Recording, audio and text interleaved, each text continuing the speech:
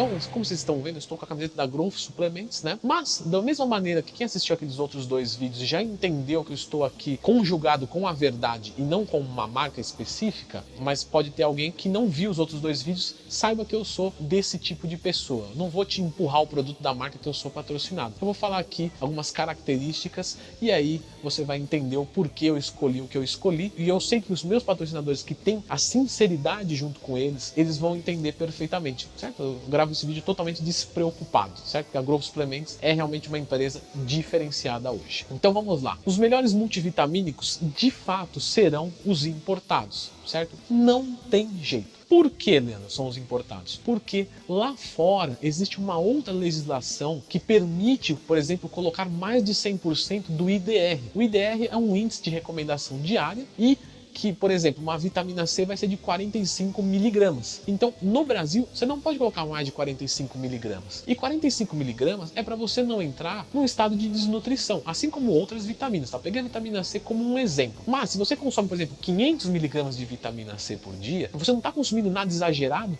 apesar de ser 11 vezes mais o IDR.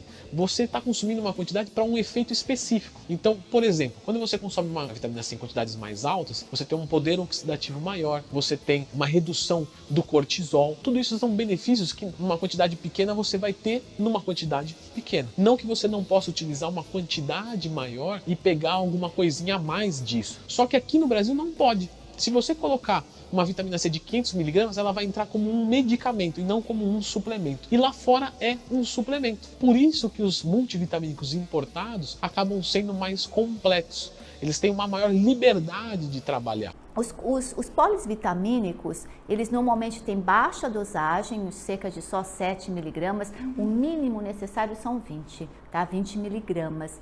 E normalmente os polivitamínicos são os chamados minerais elementares. Qual a diferença de zinco, né? Só zinco e zinco quelado? O zinco só mineral, ele vem da natureza como se fosse assim, nu, sem nada. No nosso corpo, nós não produzimos minerais, a gente precisa adquirir via alimentar.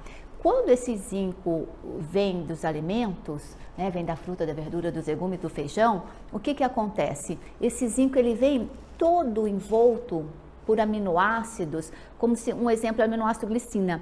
Então ele fica escondidinho ali dentro e vem uma carapaça de aminoácidos que o corpo, na mucosa do intestino, ele reconhece, ele fala, opa, eu tenho esse aminoácido. Então ele reconhece como o dele e faz com que ele penetre. Quando a gente manda aquelar, a gente imita o mineral da natureza. A gente enriquece, coloca, acrescenta a glicina, é um exemplo, e faz com que ele fique escondidinho no meio disso. Por isso que para ser manipulado 25 miligramas de zinco quelado, é necessário utilizar 150 miligramas no mínimo do zinco elementar.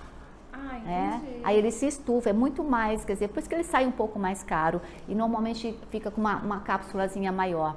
E isso é a certeza de que eu vou ter 25 miligramas do zinco absorvido na minha mucosa intestinal. Só tomar um polivitamínico, gente, todos esses minerais, sinto dizer, vai para o seu cocô. Então o cocô fica rico em minerais e você pobre em minerais.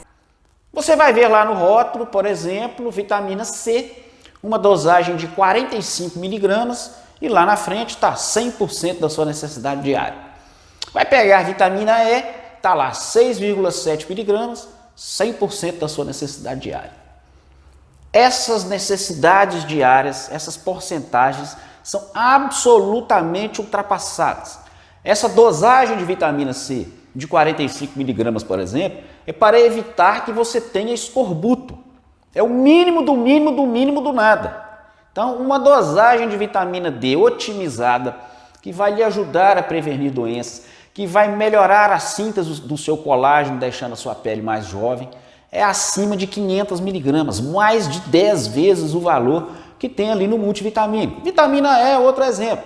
Além de ser apenas alfa-tocoferol, não são os 8 trienóis e os 8 tocoferóis que você precisa, nós já falamos sobre isso em outros vídeos. A dosagem de 6,7 miligramas é nada. Uma dosagem de vitamina E está em torno de 400 UI por dia, muito superior a essa dosagem dos multivitamínicos. Outro problema, os minerais utilizados nesses multivitamínicos, além de serem doses absolutamente ridículas de baixa, usam minerais de qualidade muito inferior. Um bom exemplo é o magnésio, que nesses multivitamínicos eles se utilizam os stearato de magnésio, que tem uma absorção muito baixa, não tem absorção nenhuma. O magnésio adequado deve ser quelado, assim como todos os outros minerais. O processo de quelação melhora muito a absorção desses minerais. Então, magnésio quelado, ferro quelado, o zinco quelado vai ter uma absorção e vai ter o efeito que você precisa no seu corpo.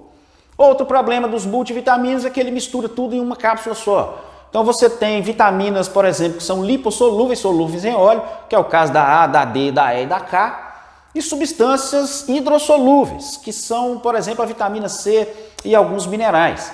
Então, na hora de absorver, mistura água com óleo, é uma bagunça. E mistura-se também minerais que são incompatíveis na absorção. Um bom exemplo é o ferro, não deve ser tomado junto com o magnésio, não deve ser tomado junto com zinco, por exemplo. E ali no multivitamínico está tudo misturado. Se você souber a causa, você vai saber que a vitamina D está envolvida na causa do desenvolvimento do câncer, a falta da vitamina D. Níveis inadequados de vitamina D, muito baixos de vitamina D, que é uma pandemia mundial. Afeta, alguns pesquisadores dizem que afeta 9 entre cada 10 pessoas no planeta. Mas não é mencionada nos livros textos, porque se você souber causa de doença, o que você vai fazer? O médico, eu acredito que a maioria deles seja idealista, né? Ele vai começar a querer corrigir os níveis de vitamina D dos seus pacientes para evitar a recidiva de câncer. Se teve câncer, ele vai medir o nível de vitamina D e vai dar a dose certa, não a dose que é oficialmente recomendada. Oficialmente recomendada é dose muito baixa. O médico pode dar essa dose, que é de 600 unidades por dia, ao longo de meses para o seu paciente e medir de novo a vitamina D. Vai estar igual, essa dose é irrisória. Por que essas informações não vão para o livro-texto? Por que se aconselha os médicos a darem doses irrisórias de vitamina D? Mas o paciente vai continuar deficiente, porque é interesse de grandes grupos econômicos que as pessoas fiquem com níveis baixos de vitamina D, porque ela é a grande causa de doença do mundo moderno, a grande causa de doença facilmente corrigida no mundo moderno.